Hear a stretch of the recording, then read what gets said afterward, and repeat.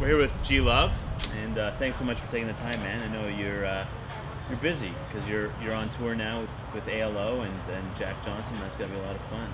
Yeah, it's great. We're into our second week right now, and you know, it's cool because you know, we're all musical friends, and I really say we're friends, but the reason I say we're musical friends because that's when we're all able to get together and spend some time when we're all out here touring. And so I hadn't seen Jack for a couple years since our last tour we were on with him in Europe a couple years back. Right. So and it's good to catch up. It's good to get playing music with everybody again. It's fun because, you know, you never miss a beat. You haven't seen somebody for a couple of years, but you know, the minute you get on stage with them and you share that musical experience, and just like pick right back up where you left off. You've been doing this for a lot longer than Jack or even the ALO guys. This is like, if you go back in history, it's like your 17th year since your first record came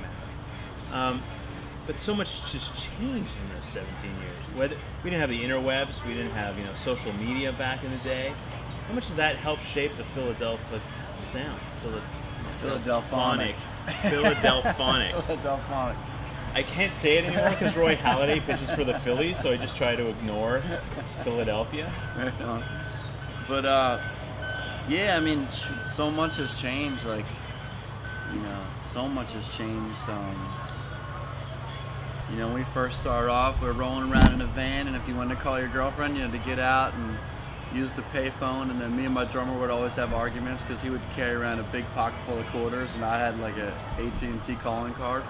And I say, man, why don't you get a calling card? He's like, well, it's cheaper to use the just change.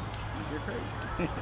And then like, you know, got a cell phone on the line. And it was funny with my drummer in particular because we were always butting heads, and I'd say, man, you really ought to get a cell phone. Nah, I don't need that. I'll just use the payphone.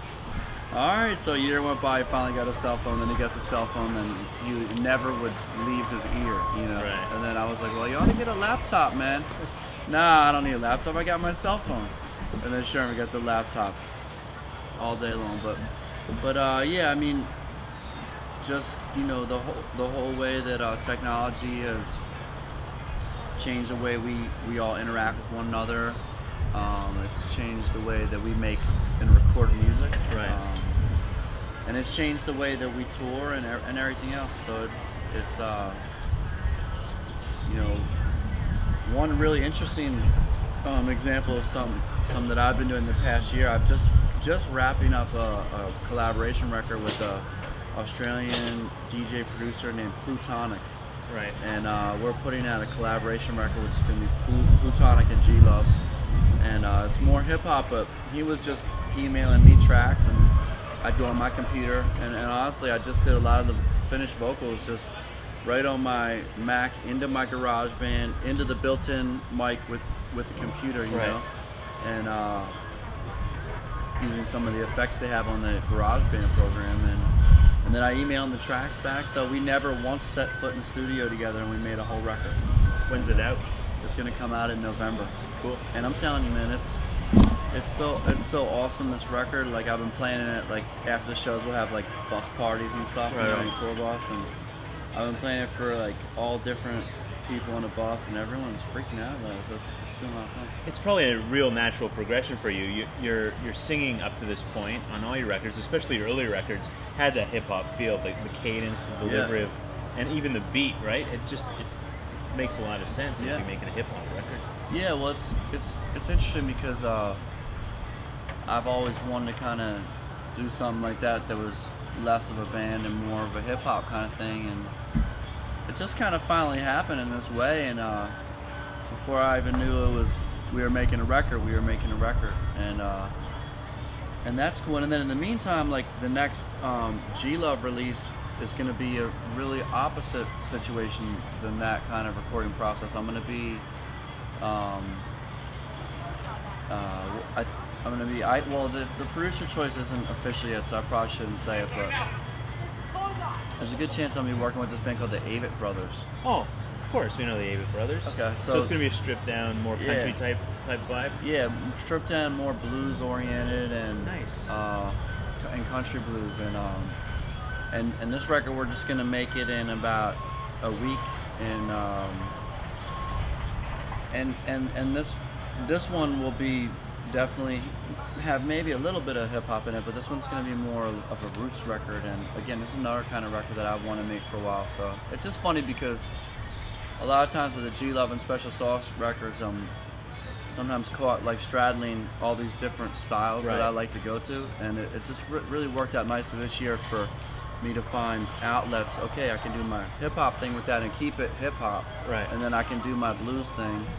And this whole tour with Jack, I'm playing a real Delta blues kind of set. I'm just solo acoustic. Just you, yeah. And you're playing favorites, right, from the catalog, pretty much. No, I'm pretty much playing like a lot of the acoustic number. Like on all my records, I always end the record with an acoustic number. Right. So I play some of those acoustic numbers from some of the records, and then I also do like a bunch of Delta blues covers. Like I do some Skip James, and I do an Elvis tune called Mystery Train. Wow. And I do some Robert Johnson, like Traveling Riverside Blues,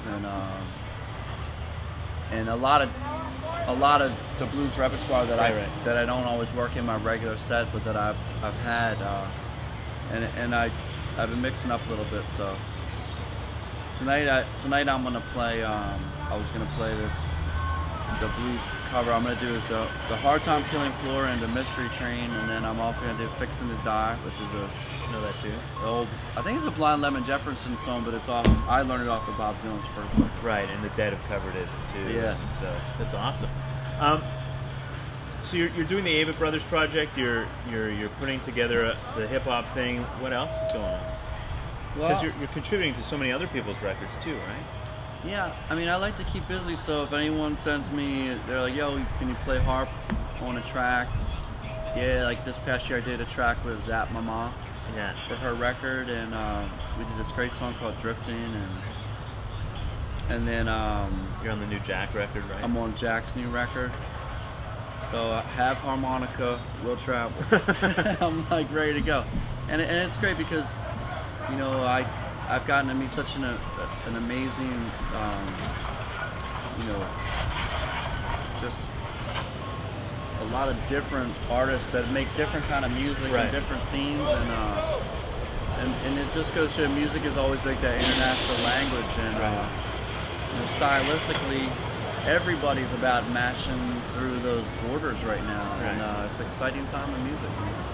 What are you listening to that people should check out that they may not be aware of? Well, I don't know. I've just been stuck on GZA and Wu-Tang Clan for like, now it's like 3 years. So whenever I'm not listening to my own mixes, because I'm always having to listen to stuff I'm working on. Like, a lot of times I'm just listening to GZA, Liquid Swords, and the Wu-Tang Clan, you know. And at home's when we listen to the most, because that's where we have the record collection. When me and my girlfriend are cooking dinner, or my son's around, yo, tell my son, go pick a record, put it on, or you know, she likes more rock and roll stuff, and I like more like blues and reggae and stuff. So we just always picking records, and we have about 600 records and just all this great material. Well, thanks, dude. Thanks for making great music. Thanks for making fun music. It's, you know, not enough artists make a lot of fun music that you just put on and have a good time with. So thanks for that, and continued success, man. Appreciate it. Thanks for having me out. Man.